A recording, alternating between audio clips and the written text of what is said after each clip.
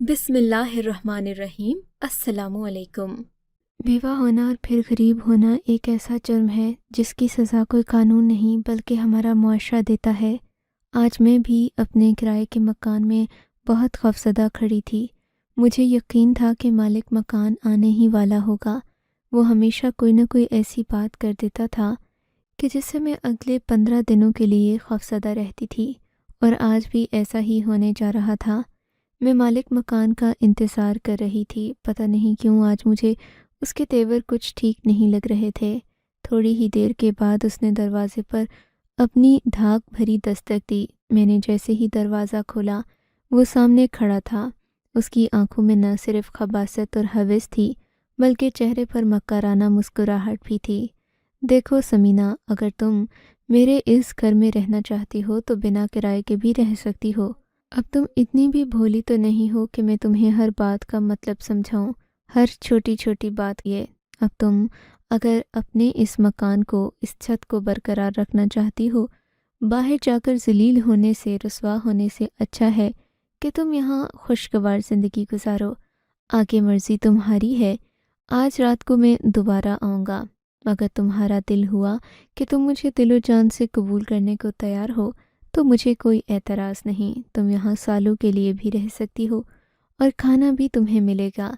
हर तरह के कपड़े, राशन, दुनिया की हर सहूलत मिलेगी तुम्हें। मगर तुम्हें पता नहीं कचरे से ढूंढकर खाने का क्या शौक़ है। जाओ आज भी अपना शौक़ पूरा कर लो।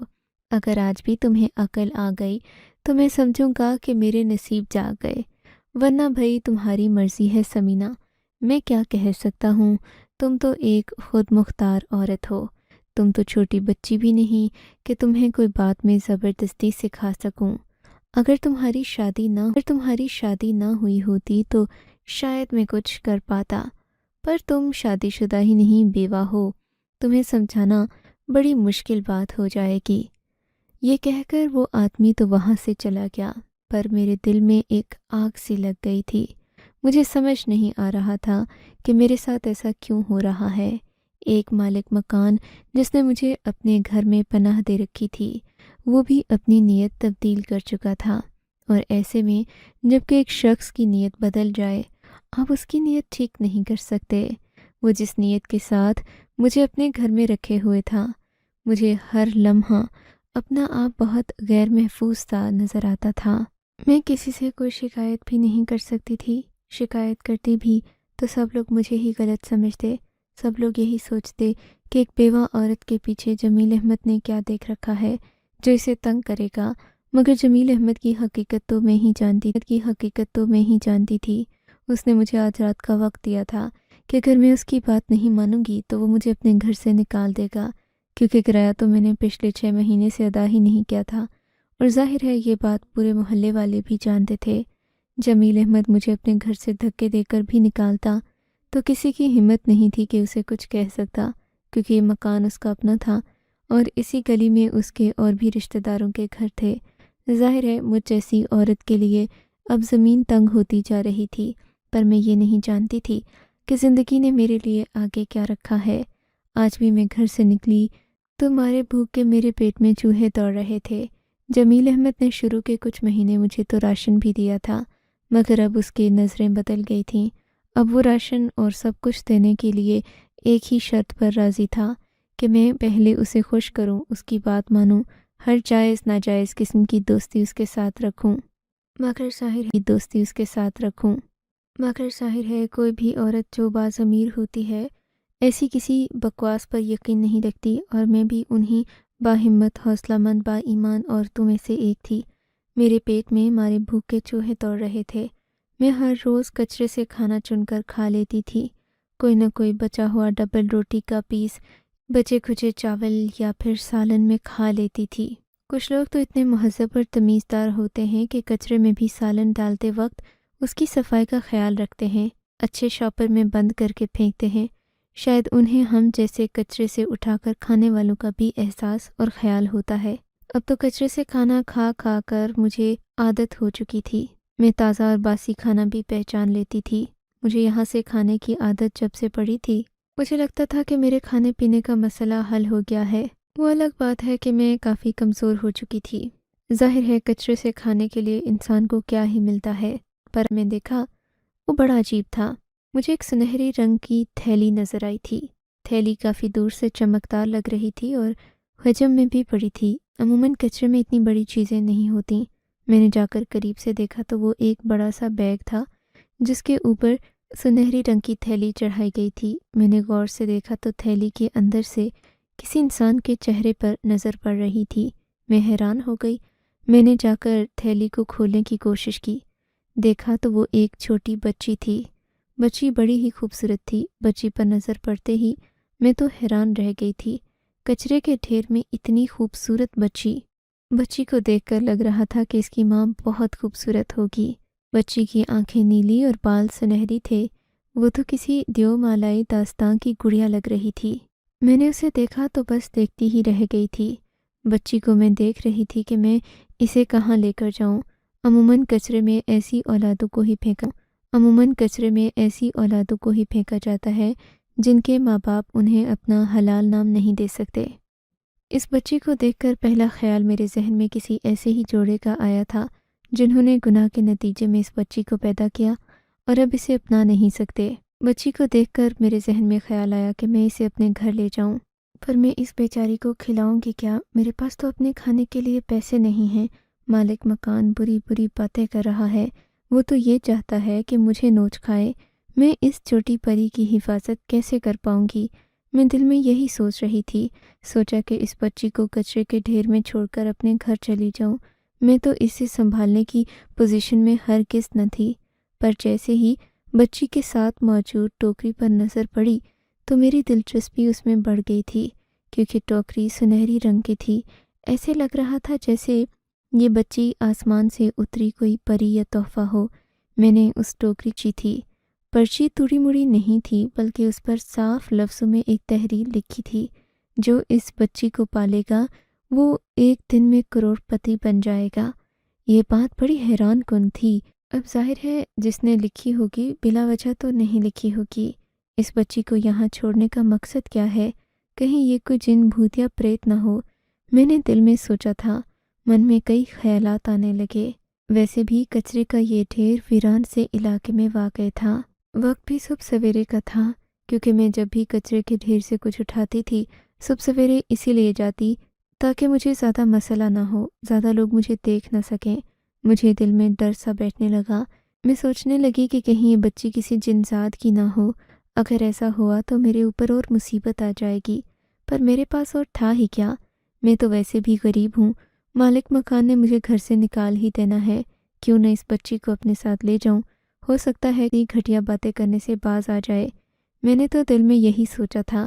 میں نے وہ 1 کروڑ والی بات تو ایسے نظر انداز کر دی تھی جیسے ہم کسی راہ چلتے بھکاری کو نظر انداز کر دیتے ہیں، پر میں یہ نہیں جانتی تھی کہ وہی پرچی میری زندگی بدل دے گی۔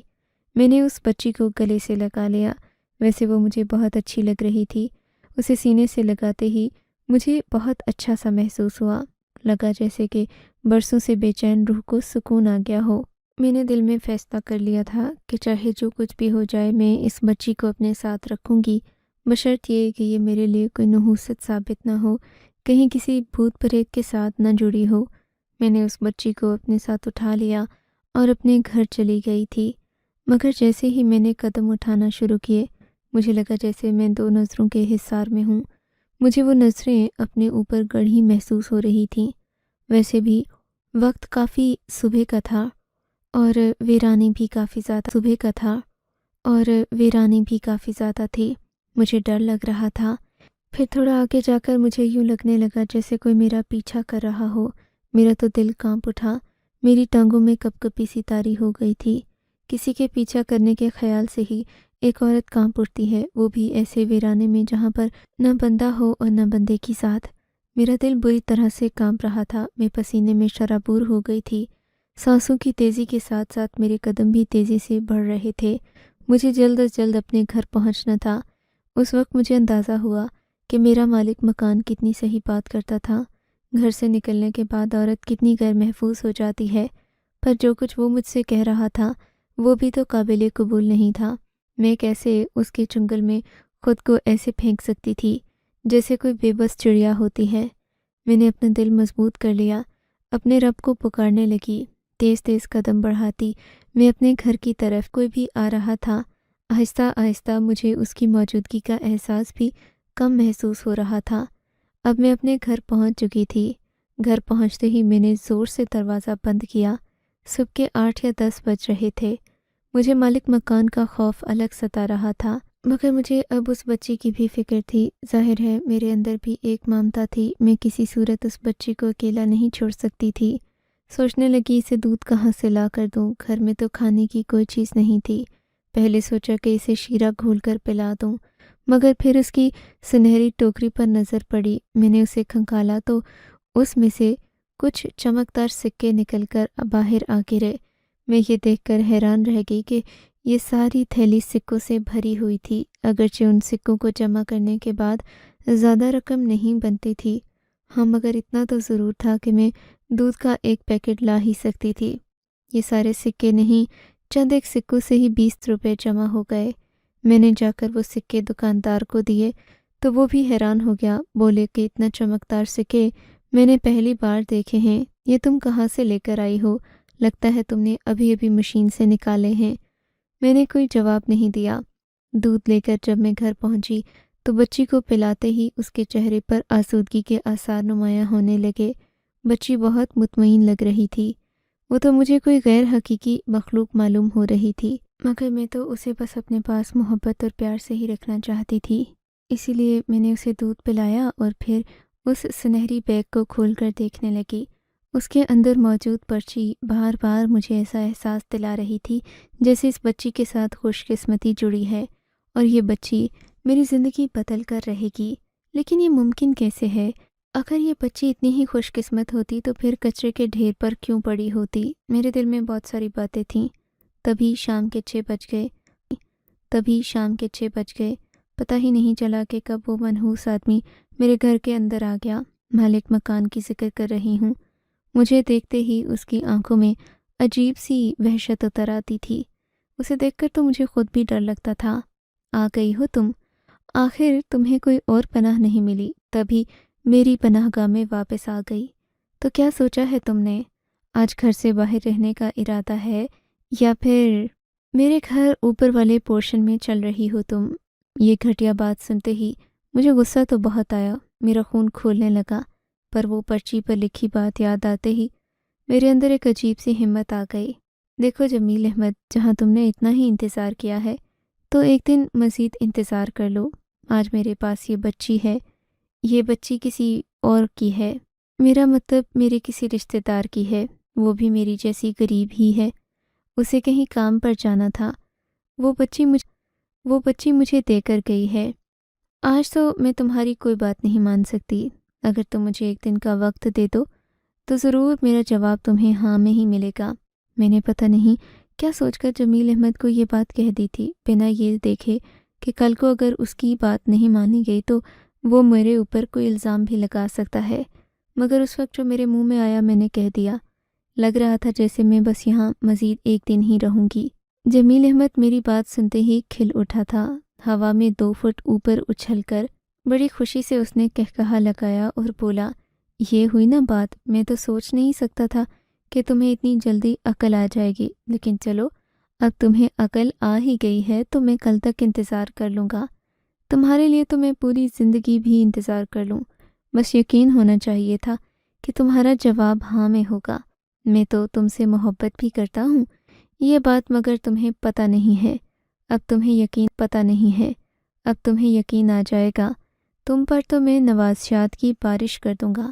جانتی ہو نا کہ یہ سارے مکان میرے ہی ہیں، یہ میرے رشتہ دار تو میں جب چاہوں انہیں نکال کر کھڑا کر دوں، تم ہی میرے دل میں بستی ہو، میرے گھر میں بھی تم بسو گی۔ یہ کہتا جمیل احمد کمرے سے اندر آنے لگا تو میں نے دروازہ اس کے منہ پر بند کر دیا تھا۔ بس اتنا کافی تھا جتنا میں نے اسے کہہ دیا۔ جمیل احمد کل کا انتظار کرنے لگا اور میں اپنے دل میں ہزاروں خدشے لیے صبح ہونے کا انتظار کر رہی تھی، کیونکہ پرچی پر جو لکھا تھا وہ ایک دن کا وقت تھا، بس صبح تو ایک دن مکمل ہو جانا تھا۔ اسی لیے میں نے سوچا کہ کیوں نہ اب اپنے نصیب کو آزما کر دیکھوں۔ جب ایک چیز ہو ہی رہی ہے تو اس پر یقین کیوں نہ کروں؟ میرے دل نے گواہی دی کہ مجھے پرچی پر لکھی اس تحریر پر یقین کر لینا چاہیے۔ میں نے ایسا ہی کیا۔ صبح تک انتظار، خالی ہاتھ نہیں ہوا مانگتی رہی کہ جو بشارت اس پرچی پر لکھی ہے وہ سچ ثابت ہو جائے۔ اسے دیوانے کا خواب ہی کہیے کہ میں صبح کسی خوشخبری کی منتظر تھی۔ بس صبح جب میں نے دروازے کو کھولا، صبح ہوتے ہوتے مجھے بہت بھوک لگ چکی تھی۔ میں نے دروازہ کھولا، دل میں ہلکی سی مایوسی بھی تھی کہ ابھی تک تو کچھ نہیں ہوا، لگتا ہے مجھے دوبارہ کچرے سے ہی اٹھا کر کھانا پڑے گا۔ پر جیسے ہی میں دروازے سے قدم باہر نکالنے لگی، میرا پیر کسی سخت چیز سے ٹکرایا۔ نیچے مڑ کر دیکھا تو وہ ایک ڈبہ تھا۔ کالے رنگ کے اس ڈبے میں کیا تھا میں نہیں جانتی تھی۔ میں نے اسے اٹھا کر دیکھا تو اس کے اندر ایک چابی تھی، ساتھ میں ایک اور پرچی بھی تھی۔ پرچی پر لکھا تھا، تمہیں تو ایک دن میں کروڑپتی بننے کا موقع دیا گیا تھا، موقع کو تم نے قبول کر لیا۔ یہ چابی عالیشان بنگلے کی ہے جس کی قیمت 80 لاکھ روپے سے بھی زیادہ ہے۔ پتہ اسی پرچی پر لکھا ہے۔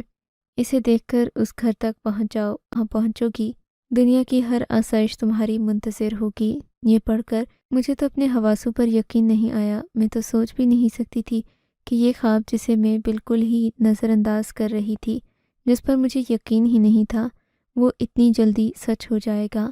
مجھے اپنی قسمت پر یقین نہیں آ رہا تھا۔ میں نے چابیوں کا گچھا اٹھا کر دیکھا تو وہ بہت ساری چابیاں تھیں۔ پتہ لگ رہا تھا کہ کسی بڑے 6 کنال کے بنگلے کی چابیاں ہیں۔ صاف نظر آ رہا تھا کہ یہ کوئی بنگلہ عام بنگلہ نہیں ہوگا۔ میں حیران تھی کہ ایسا میری قسمت میں ممکن بھی کیسے ہے۔ میں نے اور کوئی سوال نہیں کیا، بس اس بچی کو اپنے سینے سے لگایا کیونکہ وہ میرے لیے خوش قسمتی کی چابی بن چکی تھی۔ ویسے بھی مجھے اس بچی سے الگ سی انسیت ہو گئی تھی۔ میں نے اسے سینے سے لگایا اور گھر سے نکل گئی تھی۔ مالک مکان کے تو وہم و گمان میں بھی نہیں ہوگا۔ اس کے لیے تو میں ایک ایسی پتنگ تھی جس نے کٹ کر اسی کے آنگن میں آ گرنا تھا۔ پر میں اپنی تقدیر بدلنے کا ارادہ لے کر گھر سے نکلی۔ میں نے اسی پتے پر پہنچنے کے لیے ایک رکشہ ڈرائیور کو بلا لیا تھا۔ میرے پاس جو آخری رقم تھی میں نے اس بنگلے میں جانے کے لیے کرائے کے طور پر دے دی۔ میں نہیں جانتی تھی کہ بنگلے میں مجھے کیوں بلایا جا رہا ہے، وہاں کون ہوگا، میں بقیہ زندگی کیسے گزاروں گی۔ فی الحال مجھے جمیل احمد کی ہوس بھری نگاہوں سے دوری اور چھٹکارا چاہیے تھا۔ میں اپنے رب سے یہی دعا کرتی تھی کہ میں ایک پاک ماحول کا حصہ بنوں۔ آگے کی کوئی خبر نہیں تھی۔ بہرحال میں نے وہ چابیاں لے کر جیسے ہی اس گھر کے دروازے پر پہنچ کر اسے کھولنا چاہا تو کامیابی نے میرے قدم چومے۔ گھر کے دروازے کھل گئے۔ گھر تو جیسے میرا استقبال کر رہا تھا۔ میں گھر کے اندر داخل ہو گئی تھی۔ گھر میں داخل ہو کر دیکھا تو وہ ایک عالی شان گھر تھا۔ اس میں ضرورت کی ہر چیز موجود تھی۔ میں نے بچی کو ایک جگہ رکھا۔ مجھے اس کے لیے کھانے پینے کی چیزوں کی تلاش تھی۔ کھانے کی ہر چیز اس گھر میں پہلے سے ہی موجود تھی۔ اس گھر کو دیکھ کر لگ رہا تھا جیسے اسے کسی بہت خاص شخصیت کے لیے بنایا گیا ہے، پر میں خاص کہاں تھی؟ میں تو ایک بیوہ عورت تھی۔ میرے لیے تو یہ زندگی بہت کٹھن تھی۔ بچی کو میں نے نہلا دھلا کر صاف ستھرا کر دیا تھا، اسے دودھ بھی پلا دیا تھا۔ اب میں اس پورے گھر کو گھوم پھر کر دیکھنے لگی۔ مجھے تو اس گھر سے خوف بھی آنے لگا تھا۔ ظاہر ہے اکیلے گھر میں کیا کر سکتی تھی، پر تبھی میں نے جو دیکھا تھا وہ بہت حیران کن تھا۔ میرے اوپر ایک ایسا انکشاف ہوا جس نے میرے قدموں تلے سے زمین کھینچ لی۔ یوں ہی باہر جانے کے لیے میں نے دروازہ کھولنا چاہا تو میں نے خود کو اس بنگلے میں قید پایا۔ میں تو پوری طریقے سے اس گھر کے اندر قید ہو چکی تھی۔ میں چاہتی بھی تو باہر نہیں نکل سکتی تھی۔ میرا دل مجھے کوس رہا تھا کہ یہ میں نے کیا کر دیا۔ پیسے کے لالچ میں کہیں ایسی جگہ تو نہیں آ گئی جہاں پر میرا فائدہ اٹھایا جائے گا، لیکن پھر سوچنے لگی اتنے بڑے عالی شان محل میں میرا کیا کام؟ مجھے کچرے کے ڈھیر سے اٹھا کر یہاں لانے والا آخر کون ہے؟ میں ابھی یہ سوچ ہی رہی تھی کہ میرے کندھے پر ایک بھاری ہاتھ پڑا۔ میں تو کانپ کر رہ گئی تھی۔ میرے ذہن میں پہلا خیال جمیل احمد کا ہی آیا تھا، مگر جمیل احمد جیسا گھٹیا شخص تو میں نے زندگی میں نہیں دیکھا تھا۔ خدا نہ کرے کہ میں جمیل احمد سے دوبارہ ملوں۔ میں نے پیچھے مڑ کر دیکھا تو میرے شک کے سارے بت ٹوٹ گئے تھے۔ میں نے بے خوف ہو کر اس شخص کو دیکھا کیونکہ وہ کوئی 28-29 سالہ نوجوان تھا۔ اسے دیکھ کر میں حیران رہ گئی تھی۔ اس کی آنکھوں میں میرے لیے عزت تھی، کہیں بھی مجھے بے باکی نظر نہیں آئی۔ وہ شخص اپنے گھر کے ہی لان میں کھڑا تھا۔ مجھے دیکھ کر مسکرایا اور بولا، آپ کا بہت شکریہ، آپ نے پری کو بنا کسی لالچ کے اپنایا، میں آپ کا احسان زندگی بھر نہیں بھولوں گا۔ اس کی اس بات نے مجھے حیران کر دیا تھا۔ میں اسے سوال کرنے پر مجبور ہو گئی، وہ بات تو ٹھیک ہے مگر آپ کون ہیں؟ آپ نے مجھے اس عالیشان بنگلے میں کیوں لایا؟ آخر کوئی تو وجہ ہوگی نا مجھے یہاں لانے کی۔ یہ سن کر اس کے چہرے پر ایک اور مسکراہٹ آ گئی۔ میرے دل میں بہت اطمینان ہے کہ میری بچی کو ایک اچھی ماں مل گئی ہے۔ دراصل یہ بیٹی میری ہی ہے، پر اسے آپ کے ساتھ رکھنا میری مجبوری ہے۔ اس کی بات نے مجھے مزید حیران کر دیا تھا۔